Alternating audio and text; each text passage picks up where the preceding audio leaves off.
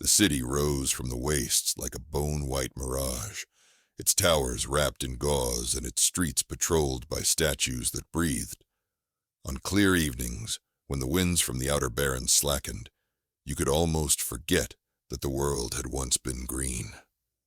You could almost imagine that people beneath the towers still possessed mouths to taste peppered stew, noses to catch the salt of the nearby sea, eyes to measure the lilac glow of dusk. But only the masked had such privileges now. The rest of us were children of the gene collapse, faceless, scarless, featureless. We were born with smooth skin stretching from brow to chin, and the midwives whispered that the skin felt colder there, as though the war had never stopped simmering beneath it. In the first wails of our arrival, if a being without a mouth can wail, nurses realized we produced no sound. Yet our mothers' minds quivered with images, undulating color, half-remembered lullabies, a hush of snow falling in a house they had never visited. That was our cry, our first hello, an oniric bloom projected directly into the head of anyone near. The magistracy, those gaudy aristocrats who hid their perfectly intact faces behind lacquered masks, quickly recognized the danger. A generation that could speak in dreams could also conspire in them. So they built high-walled orphanoriums, declared our parents unfit, and collected us like unexploded ordnance.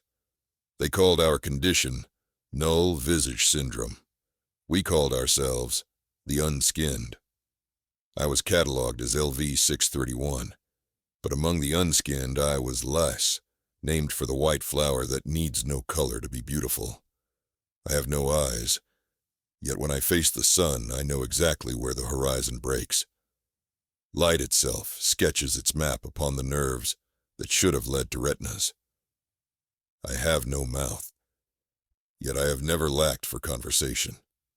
Every night, from the straw pallets of the orphanorium, dozens of us slipped through each other's minds as easily as minnows through a net, weaving a common dream we called the murmur. The murmur had three depths. The shallows were childhood games. Tag across floating marble islands, puzzles made of melting glass. The middens held our secrets, who hid extra bread, who feared the touch of thunder. And the abyss no warden ever breached, throbbed with questions too dangerous for daylight. Why did the gene collapse spare the magistracy? How did the faceless gift become ours alone? Could the murmur reshape more than thoughts? Could it bend stone, topple rulers, rewrite the ruins of the world? It was in the abyss that the rebellion began. One sleepless cycle, I sensed a new ripple. A ripple wearing boots. Quill had arrived, a late-born unskinned, barely 12 days from his mother's arms. He appeared in the dream naked, but for scars that glowed fire orange, as though someone had drawn constellations across his shoulders. His first words were images, a circle of masked men, a needle thick as a quill pen, screams that rang despite our lack of throats. So the magistracy had started experimenting again. Trying to fix us, they would say. Trying to harness us, we knew. When Quill's memory replayed a second time, we all felt it. The cold spike of terror as metal bit into nerve. The murmur recoiled, then re-knitted around him like bandages. Dara, the oldest of us, extended a dream hand and guided the boy into a meadow she conjured. There, grass swayed to comfort him, each blade whispering, "You are not alone." One of the wardens must have sensed the fluctuation. Our shared breaths stilled when footsteps approached the dormitory. Keys rattled. The lock gulped air. But instead of scattering, we gathered. Each mind touched the next. One will. One song. The door swung open. Warden Scribe entered with a lantern, and the barbed rod they called a pacifier. The flame's halo painted shadows across our blank heads, and the sight always delighted him. Faceless animals, his mind sneered, like dolls half forgotten in sand. We responded. From the abyss, we lifted a single note. Wordless, odorless, invisible. Yet it carried weight. It pressed at his ears, slid behind his eyes, pinched the fear gland above his spine. The rod clattered. The lantern hissed out. Warden Scribe, mouth open to bellow, instead breathed a story we poured into him. He stood on a beach of mirrors. Each reflection showed his inner self. A child no older than Quill, lost, sobbing, unloved. The warden collapsed, shaking, until the dormitory's other wardens dragged him away. For 3 nights, no more keys rattled. Our test had worked. But victory tasted thin. The magistracy would not retreat after one bad dream. They would answer with curfews, hounds, perhaps the silver drone flies we glimpsed over the ramparts. We needed more than defense. We needed daylight answers. So we spied. Some of us, nimble in real space, slipped through pantry grates, scaled sewer ladders, learned guard schedules. Others, dreamwalkers of rare skill, infiltrated the sleepers among the masked elite. Dara listened to the chief archivist mutter formulas as he dozed. I found the lesser minister of sanction moaning through nightmares of a coming festival, the Jubilee of Masks, when every noble in the city would parade in garish attire, trading one disguise for another beneath confetti and song. Quill, though youngest, made the crucial discovery. Inside the chief archivist's slumber, he glimpsed the chamber where the Gene Collapse's final weapon still pulsed, an ovoid chrysalis of chrome and bone, nicknamed the Seed. Its purpose had been to rewrite enemy genomes from afar, shearing features first to neutralize biometric locks, then twisting organs until death. 30 years ago it malfunctioned mid-deployment. The enemy retaliated, and cities on both sides dissolved into plaguescapes. The magistracy simply sealed the Seed in their citadel, studied it, and let the rest of the continent rot. Accidental or deliberate, our faceless birth traced back to that weapon's partially spent code noise. The knowledge coiled inside us like storm clouds. Here was the proof of their sin and our origin. But a secret held only in dreaming minds was vapor. To ignite revolt, we had to cast it into every citizen's consciousness at once. Dara proposed the how.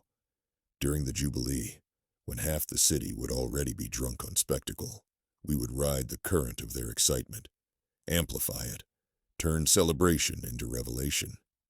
We would project a shared vision, unfiltered memory of the Seed, the laboratories, the ripped open infants used as guinea pigs. If we made thousands witness that truth in a single heartbeat, masks would crack from the inside. There were risks. The human mind, even in survivors of war, cleaves to its comforts. Insert too much horror, and it may shatter. Insert too little, and nothing changes. We rehearsed each night, fine-tuning the vision as a composer tweaks a requiem. Some volunteered as test sleepers. We watched their pulses, wet with terror, and trimmed the worst sights. What remained was still dreadful, but threaded with hope. Images of us unskinned, standing hand in hand, faceless yet luminous, promising a future where no child would wake in a cage. Meanwhile, I ventured beyond the orphanorium walls for the first time. Cloaked in cast-off linens, hood drawn low, I mingled with the outer wards. It was strange moving through crowds without features to anchor their stares. Some averted eyes, others offered coins, mistaking me for a burn victim. I studied the masks of commoners, thin cloth, mere etiquette. Only the nobles wore carven ironclads lacquered in gemstone dust. The poorest faces remained bare, human, fragile. They looked tired, and they looked kind, and I feared what our revelation might do to them. Back at the dormitory, I confided this unease to Dara. In the murmur, she built us a balcony overlooking a black ocean. "Justice and mercy are not opposites," she said, the dream waves stroking our ankles. "They are two hands gripping the same rope. Pull too hard with one, and the rope frays." Quill joined us then, conjuring fireflies that painted streaks across the sky. "I want my mother to know my face," he confessed, "even if I don't have one." His longing cracked me open. The plan could not be only about toppling tyrants. It had to be about giving mothers back their children, and children a name other than experiment. The night before Jubilee, the wardens finally caught scent of conspiracy. Sirens cut through dorm corridors, boots thundered, floodlights sprayed white spears. They found us kneeling in rows, heads bowed, seemingly penitent. Warden Scribe, recovered now and wearing a tighter mask to hide the tremor in his lip, ordered chains. We breathed in. The murmur bloomed. 19 minds unfurled into one. Light bent. Sound staggered.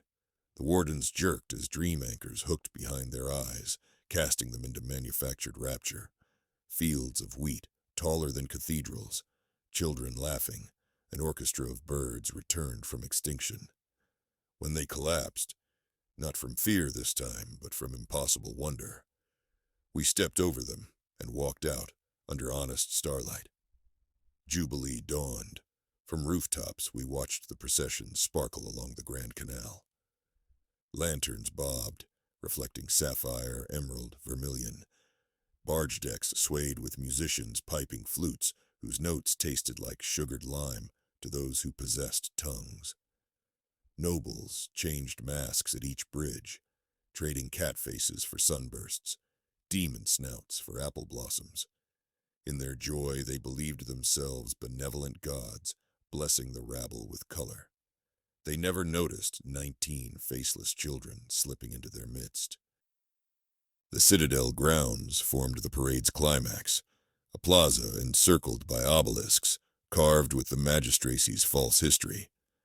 Spectators pressed 3 deep behind velvet ropes, while dignitaries ascended a dais to witness the symbolic opening of the seed's vault, a theatrical gesture since the weapon supposedly lay inert. When the High Magistrate raised her scepter to begin the rite, her mask shone so bright it hurt even my unsocketed nerves. That was our cue. We joined hands, a ragged chain threading through dancers and drummers. Dara gave the final pulse. Now, our dream erupted outward. First came silence, so pure that the real world froze. Then the vision ignited, like an eclipse seen from inside. Every sleeper, half-sleeper, and wide-awake reveler felt the plaza dissolve. They stood instead in a chamber of cold chrome. Above them hovered the seed, pulsing sickly lavender, petals of alloy parting to reveal rows of glass-cradled embryos, experiments, failures, us. The vision dove deeper.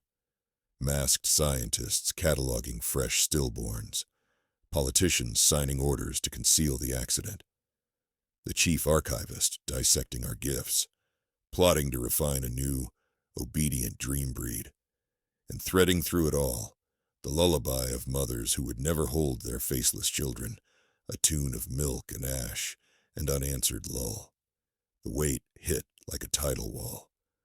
I felt thousands of minds convulse, tasted bile that wasn't mine. For an instant, I feared the rope would snap, justice killing mercy. So we wove in light.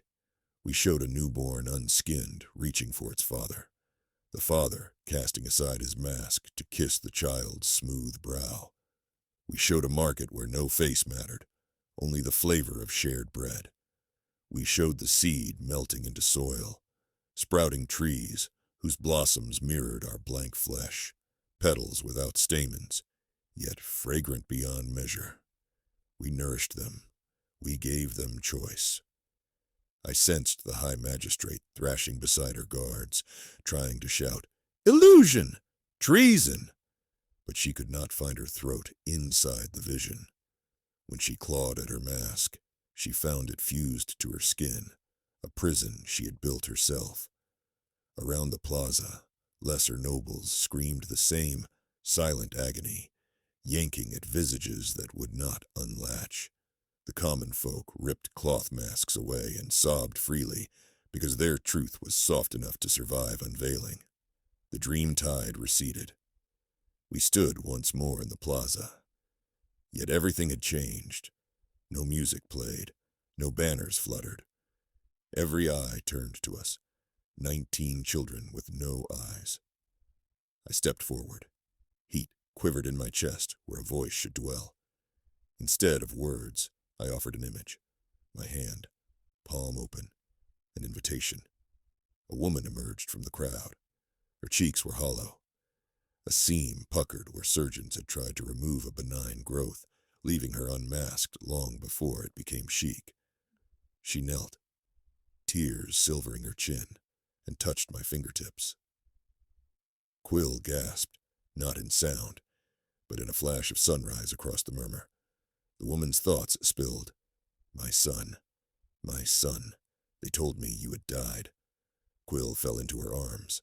The plaza exhaled. More parents stepped forward, some uncertain, others desperate, until the velvet rope sagged and broke. Guards did not stop them. Many guards dropped their own weapons, remembering children they'd relinquished under duress. Only the high magistrate resisted. She staggered along the dais edge, mask fogged with condensation from frantic breath. "Hold fast," she shrieked, this time aloud, for our vision had broken nothing of her windpipe. But the crowd merely watched. Her authority had become a costume no one believed in. She reached for the pacifier rod holstered by a footman, intending, perhaps, to strike me or Quill. Dara intervened. She did not move her limbs. She merely opened a seam in the murmur, a pocket of nightmare sculpted for tyrants alone. The magistrate's knees buckled. Her mask hit stone, cracking like porcelain. And through the split, we glimpsed an ordinary aging face, creased by fear, not malice, too small to house the cruelty it had authorized. Tears for one beat made her human. Then she fainted. No one cheered. This was not victory in the old sense, with drums and impalements. This was an exhalation, a somber crossing. The crowd parted for us. We walked into the citadel, through doors now unguarded, straight to the vault, whose theatrical opening had never been meant to occur. It opened for us. Steel petals curled like old fingers accepting sleep. We found the seed on its dais of obsidian.